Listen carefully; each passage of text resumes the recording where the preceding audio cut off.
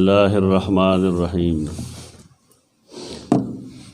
باب طہارت جلود المیتۃ بالدباغ. رامیس کې یو عجیب باب په دې بنیاد باندې دی چې د دې هم اودس کې او دارنګې موز کې استعمال کیږي.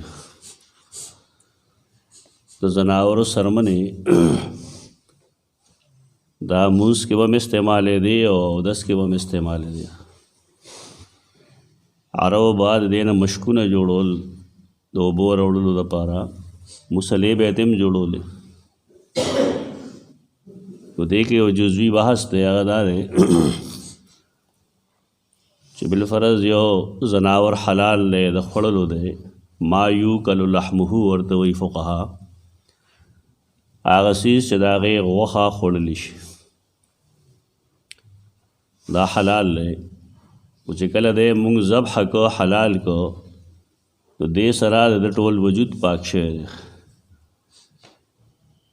نو آیا سرمنې مونږ استعمالولی شو که نشي استعمالولی؟ استعمالی شي.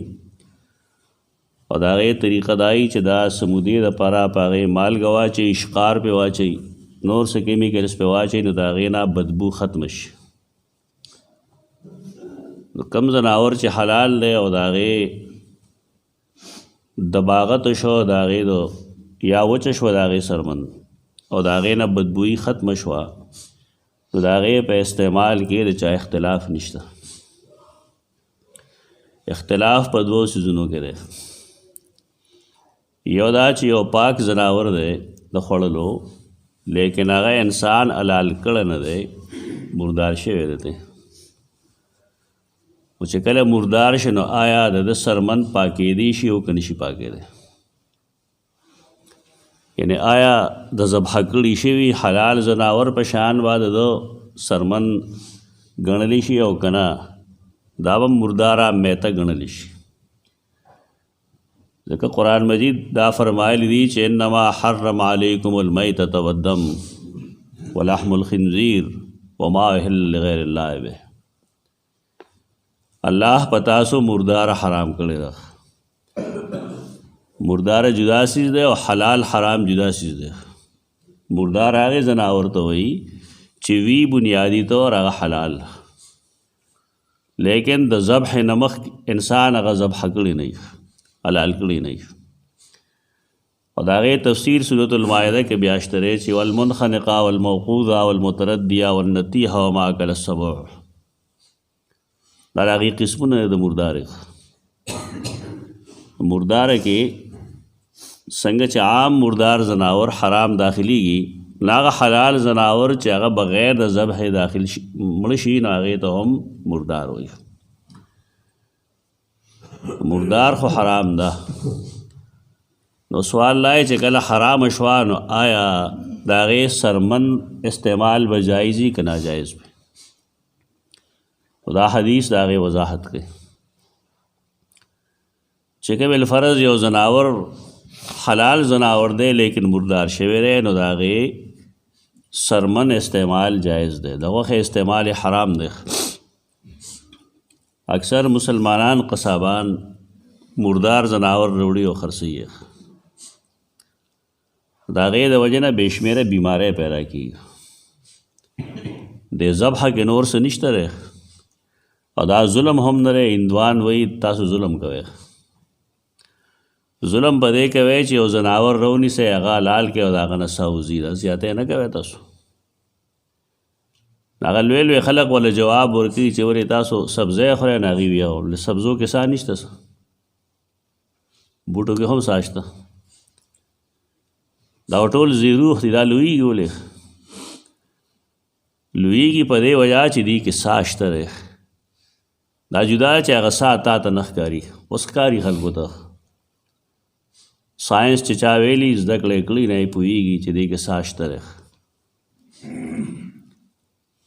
دا خو هسې د هغې اعتراض دی او غلط اعتراض دی. دا څیزونه الله پیدا کړي د انسانانو د خدمت دپاره دي. عجیبه دا ده چې هغې غوا نه خوري نو هر څه خوري. دا نه وایي چې زمونږ شرکي عقیده ده غوا ته مقدس ګڼو، نور خو هغې هر څه خوري.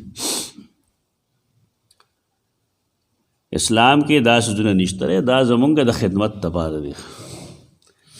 خوړل هم خدمت دی، د دې نه پی اخیستل، د دې څرمنې په کار راوستل، د دې غوښې خوړل، دا د هغې خدمت دی کوم چې د انسانانو کوي.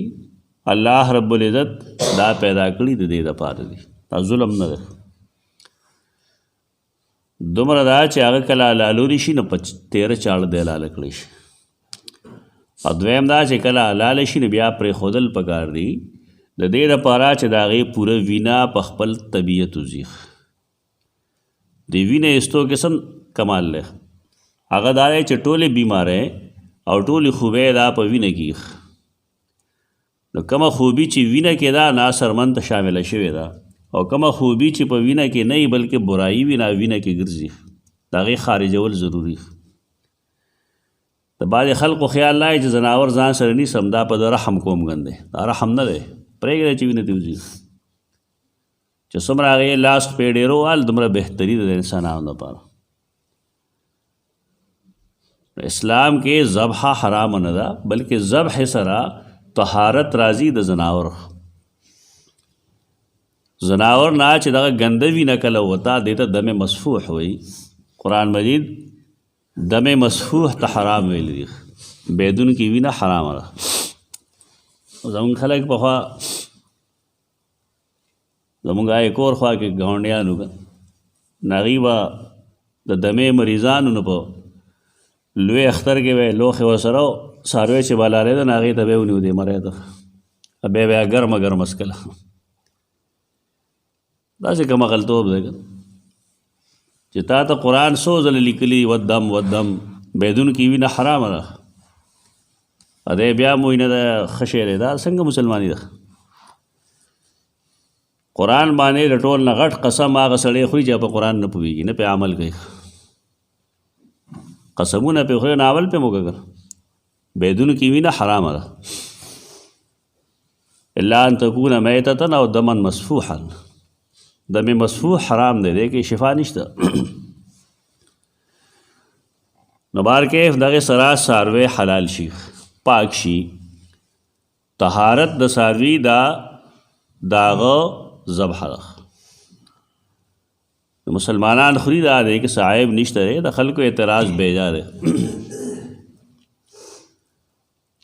نو کم زناور چې حلال کړی شو، حلال زناور دی، طاهر دی، پاک دی، نو د هغه د څرمنې په استعمال کې خو اختلاف نشته.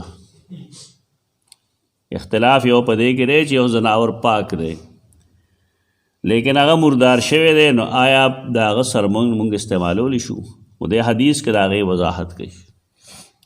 دا ووایه نو دې پسې به بل اختلاف هم ووایي. بیا حدیث ابن عباس د سیدنا ابن عباس رضی اللہ عنہما روایت ہے، فرمائی وجد النبی صلی اللہ علیہ وسلم شاتتا میتتا. رسول اللہ صلی اللہ علیہ وسلم ولیدلا وی مندلا یو شات یو بیزا، یو خو پښتو کې شات دی که نه، شات ته شات وایي، یو عربی کې شات دی. عربی کې شات بیزې ته وایي.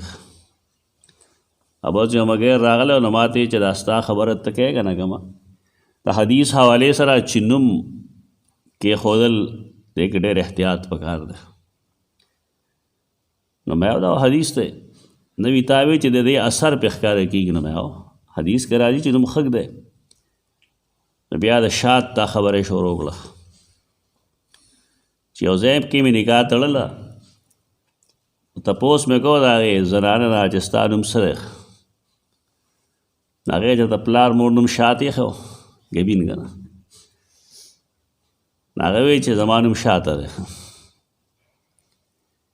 لکه شات نه شاته وایي چې اواز چې کوي سړی څه نوم دی شاته؟ پوه شوې؟ نو ما ورته ووایي ومې خاندل، مې دا د پښتو شات و که نه د عربی شات و؟ دا خو دواړو صورتو کې د هغې خیال نه و چې ګبین ګندې خوږ دی. نو بیا د اصل معنا نوم ولګې ده که نه، شات خو جدا څیز دی. هغه ویل چې هغه ما د تصدیق په دې باندې وشو چې هغې ښځې او ونه کړی شو.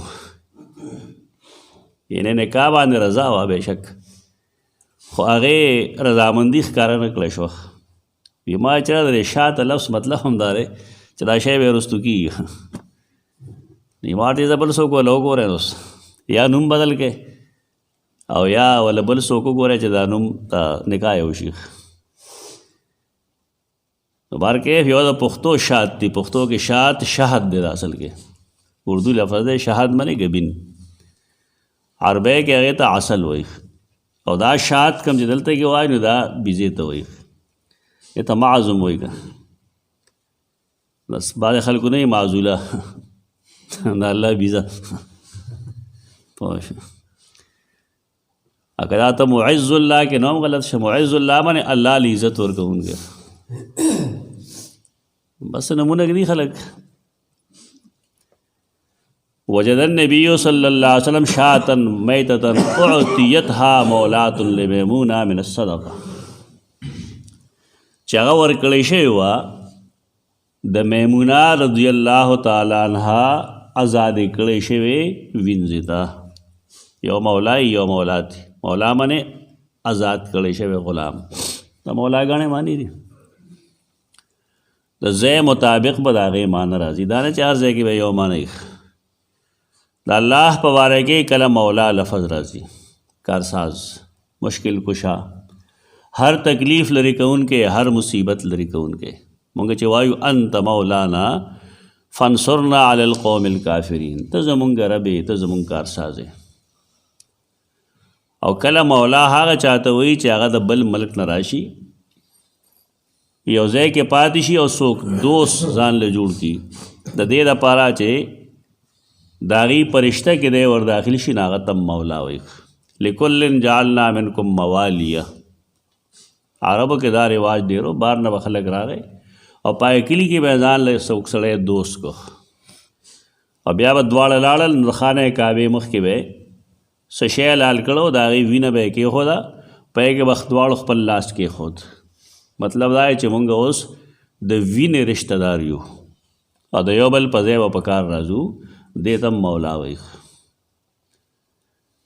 یو مولا هغه چاته وایي چې هغه غلام د چا په پیسو یې اخیستی خو د آزاد کو. دا درې معنی دي د مولا. څلورمه معنا د دوست په معنی،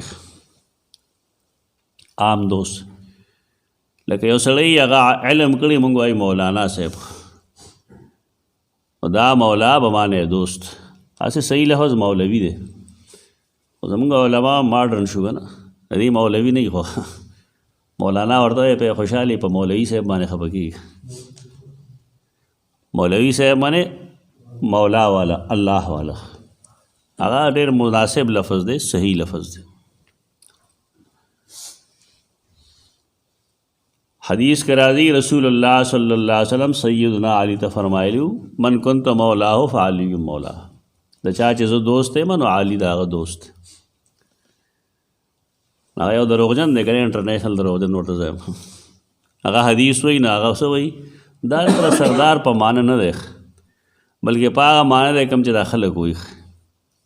دا لوی لوی خلک دي، په پته لګېږي نه چې دې کې څه چلي، یې د علم کمی دی.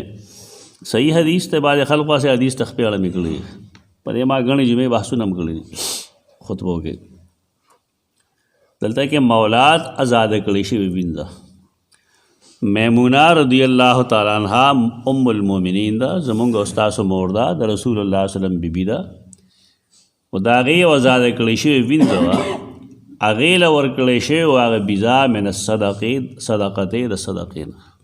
دلته یو بله مسله هم پیدا کېږي، د عوامو د کار نه ده، خو بهر کیف چونکې حدیث ته نو ویل پکار دي. دا یو اختلاف دی د فقهاو په منځ کې چې یو سړی زکات ورکوي نو آیا خپل غلام له ورکولی شي که نشي ورکولی، یا بل څوک زکات ورکوي نو خپل غلام له وینځې له ورکولی شي که نشي ورکولی. نو جواب دا چې نشي ورکولی. د هغې وجه دا چې د وینځې او د غلام مال چې هغه د مالکي، نو هغې له یا هغه له زکات ورکول خپل ځان له زکات ورکول دي.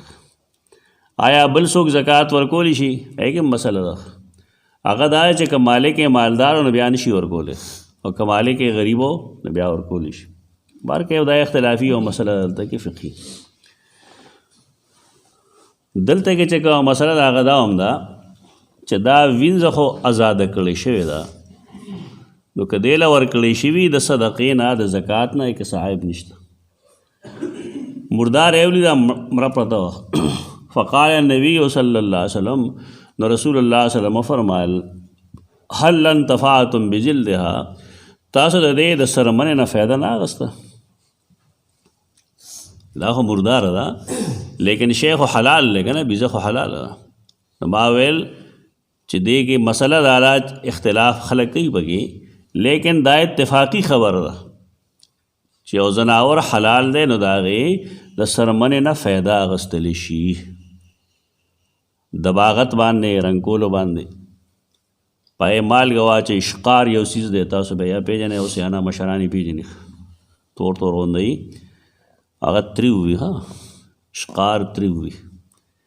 دا څومره مسالې چې تاسو بازار نه راوړئ په هغې کې ښکار اچولي. کباب او علم ښکار اچوي ځکه د هغې کباب توري اتروشي. د هغې دغه نتیجه ده چې د هر چا معده خرابه ده. ښکار د خوړلو څیز نه دی. پی به زنانه او دا به زنانه پخوا خوټکه او صابون سره ډېرو مشران نه ورته پوهېږه ته به ووایي صابون سره به یې وخوټکو هغه به کپړې به یې پاکولې. دا رنګ کاټ دی. دا کمې ګوړې چې سپینې یې کم ښکار اچوي. هېڅ شی خالص نه دی پاتې. زمونږ ژوند ځکه مشکل شوی دی. هر څیز کې ملاوټ دی. ښکار خو زه خوري دا د چولو چې څومره چټنی دی پرې کې ښکار اچولی شي هغه تریو وي.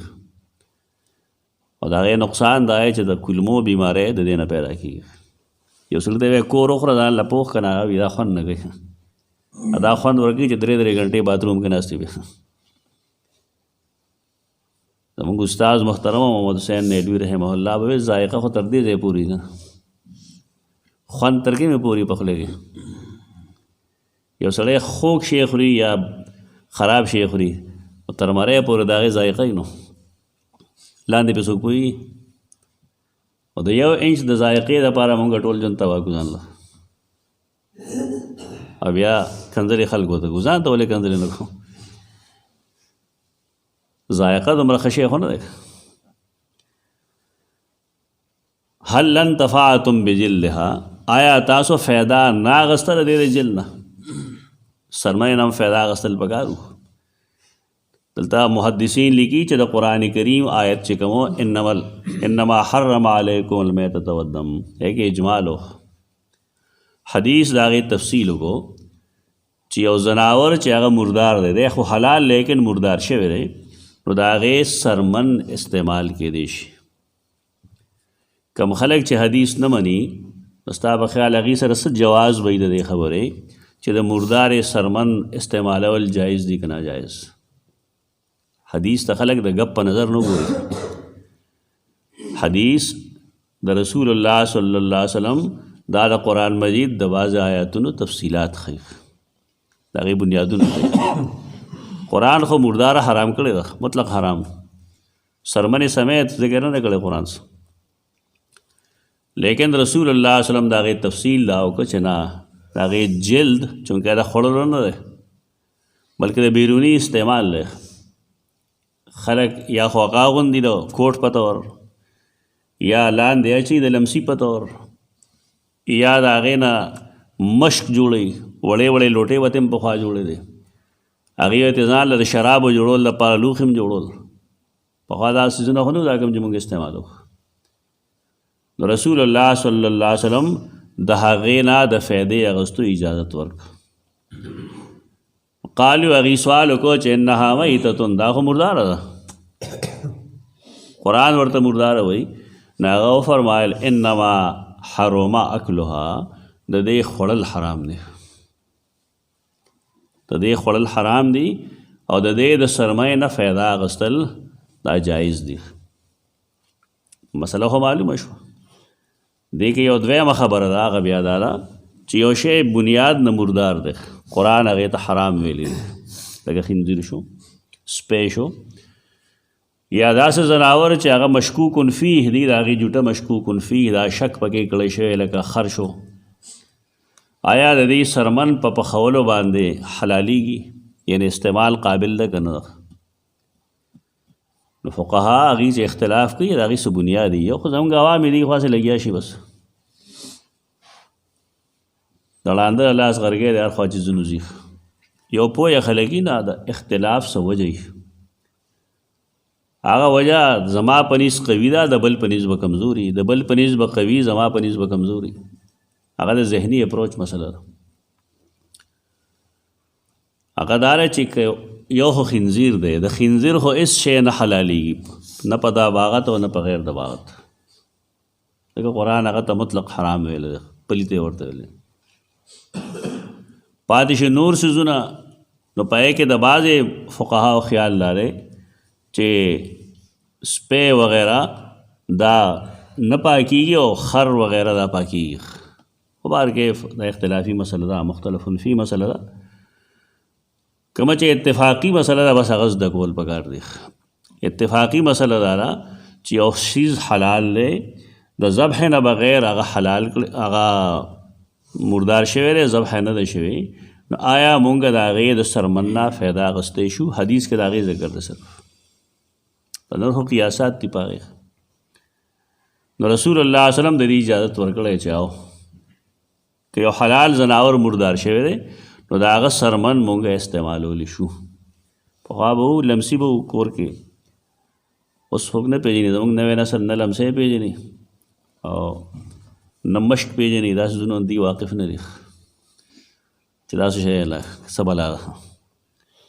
دا بنیادي څیزونه د مشک نه به رسول الله صلی الله علیه وسلم اودس هم کوو، د مشک اوبه به یې هم څښلې، د هغې اوبه ډېرې یخې او ډېرې خوږې شي، د هغې نه به یې اودس په ولاړې باندې کوو. دا تفصیلي شته دی احادیث، فقهي احادیث ته دی. خو بهرکیف مونږ ته د مصنف دا د سرمنې د پاکوالي او پلیتوالي دا خبره دلته دې دپاره ذکر کړه چې که بالفرض یو سړی د داسې لوښي نه اودس کوي نو اودس به کېږي که به نه کېږي، او که بالفرض داسې ځای باندې مونځ کوي چې په هغې کې لمسی ورته اچولی دی، نو آیا مونځ به پرې کېږي که نه به کېږي؟ نو کېږي. اقول قولي هذا استغفر الله.